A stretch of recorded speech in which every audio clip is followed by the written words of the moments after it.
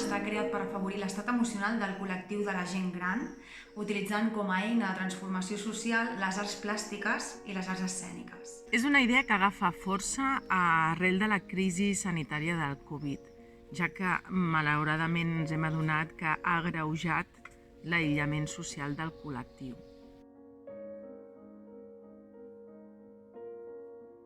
Aquest projecte l'hem fet amb la intenció de reforçar i empoderar a la gent gran.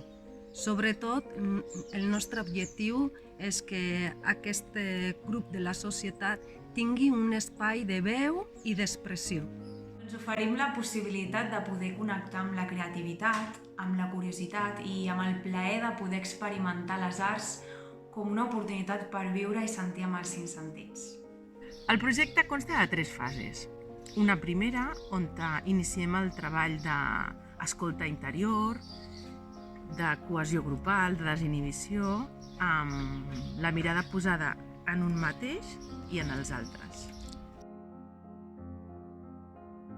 A la segona fase ens submergirem en un procés de trobar aquestes limitacions que els participants tenen com a col·lectiu. A través de l'expressió artística, ells i elles donaran forma a aquestes opressions.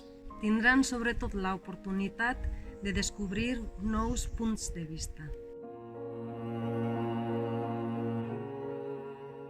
I la capacitat o la possibilitat d'encaminar-se cap a la transformació. En la tercera fase mostrarem una exposició amb totes les creacions plàstiques que s'han fet durant el procés i també farem la mostra de la peça de teatre Fòrum amb la que iniciarem un debat amb el públic per poder-lo sensibilitzar del tema d'opressió d'aquest col·lectiu. El fet de poder compartir aquesta experiència i de fer aquest intercanvi d'opinions afavoreix per crear un espai de connexió i de relació molt proper i molt positiu. I això ajuda molt a poder també magnificar l'impacte social.